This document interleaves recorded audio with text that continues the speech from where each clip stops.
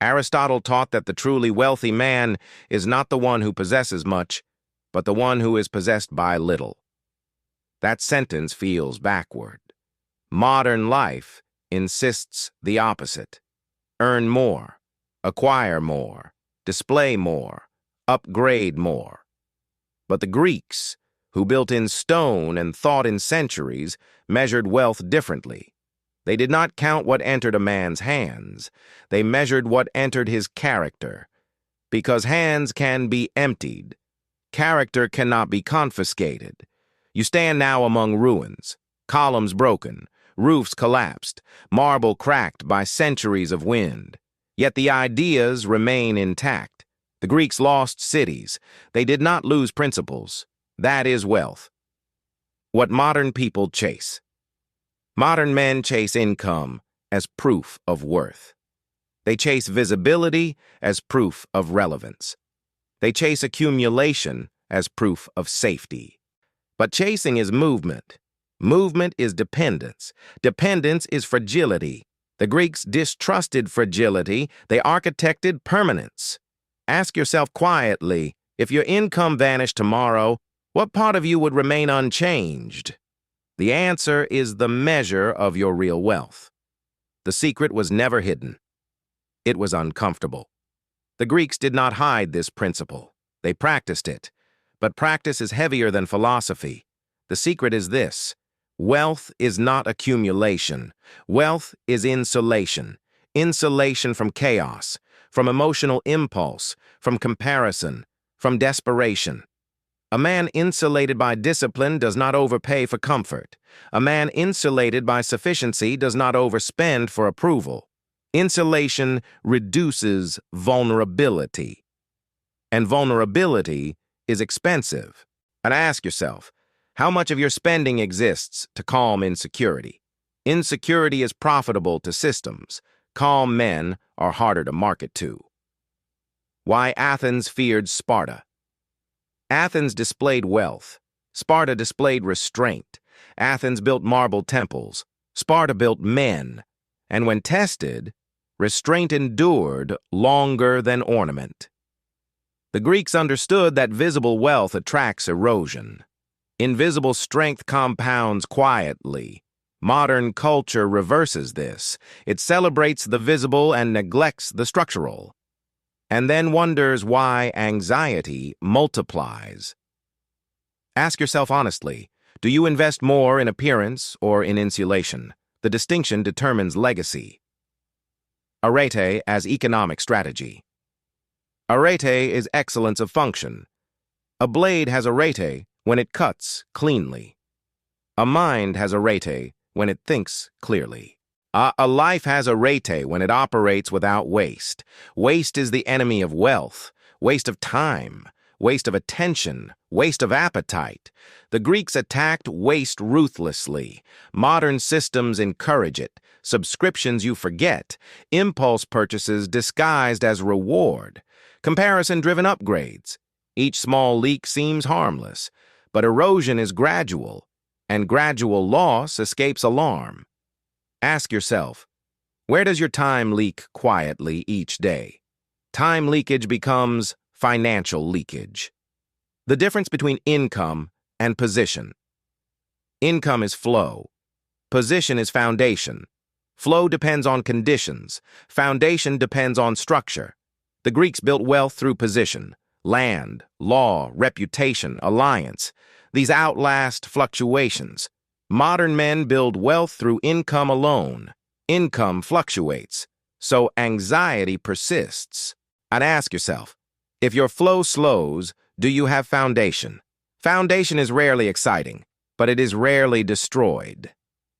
Why desire is the true tax. The Greeks saw desire as the hidden tax. The more you desire, the more you must earn. The more you earn, the more you must protect. Protection costs time. Time costs life. Thus, desire taxes existence itself. The Stoics refined this further. Reduce desire, and you reduce obligation. Reduce obligation, and you reduce fear.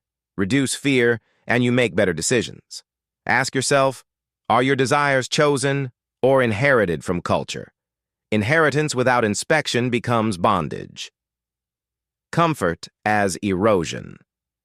Comfort feels safe, but comfort inflates baseline expectation.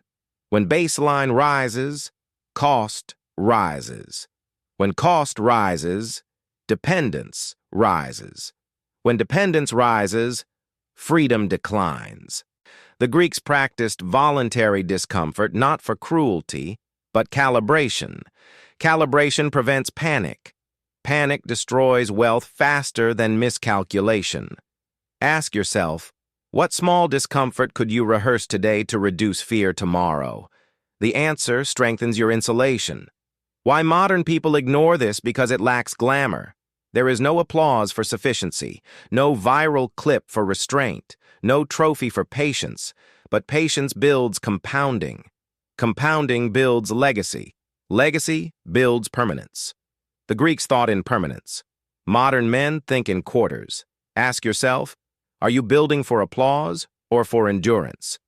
One fades, one remains. The unseen advantage. The Greek advantage was not intelligence alone.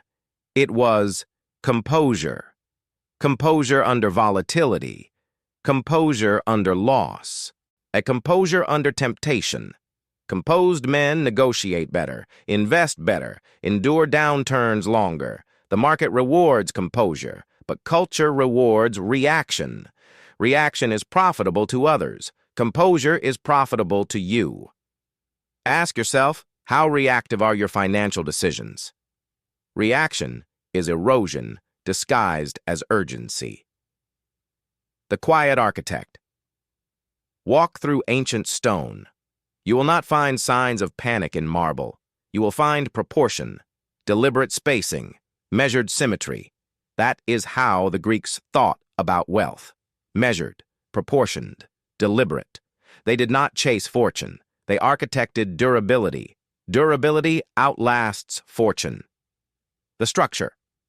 Modern people. Neglect modern economic systems. Thrive on emotional spending. Notifications, scarcity tactics, and social comparison trigger reactive purchases. Spending is often mood-driven rather than principle-driven. The Stoic correction is internal governance. The Greeks believed that external forces will always attempt to move you. The critical question is whether your desires are disciplined enough to resist movement.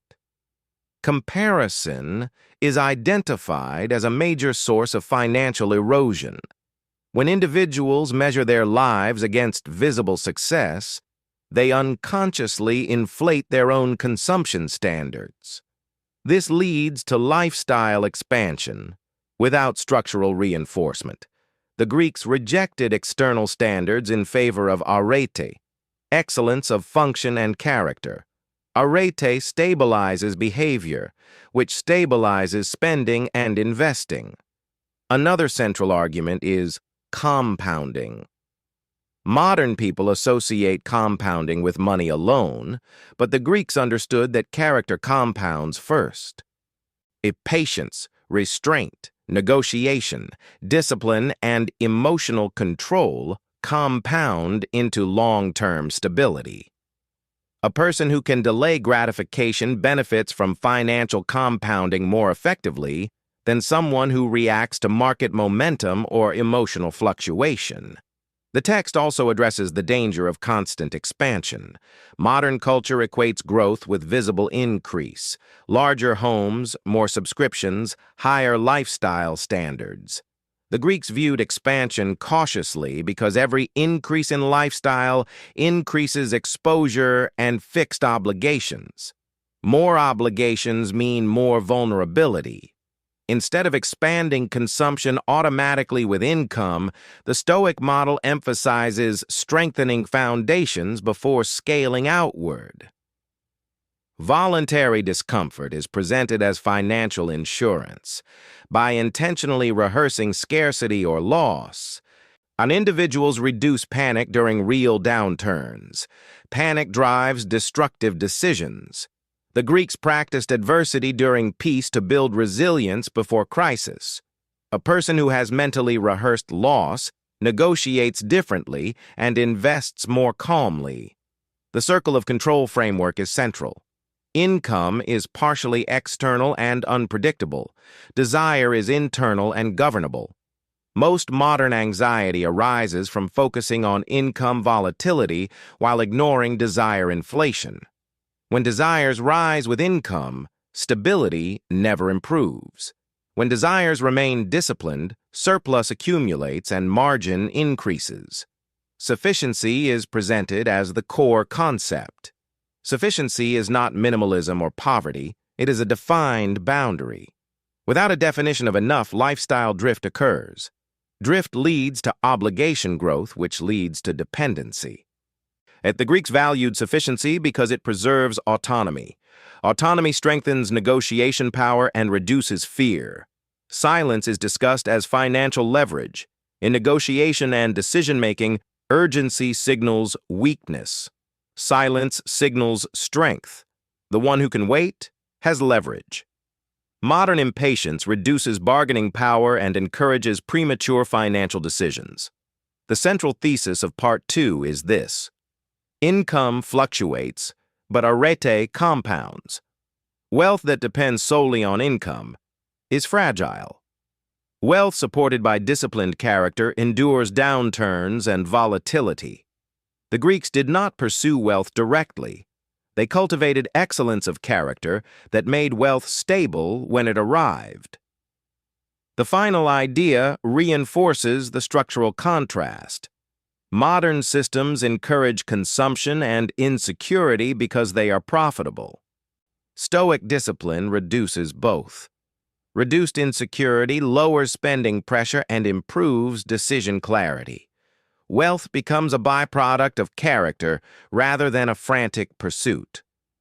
In short, Part 2 argues that modern financial instability often stems not from insufficient income, but from unmanaged desire, comparison-driven expansion, lack of sufficiency boundaries, and emotional reactivity.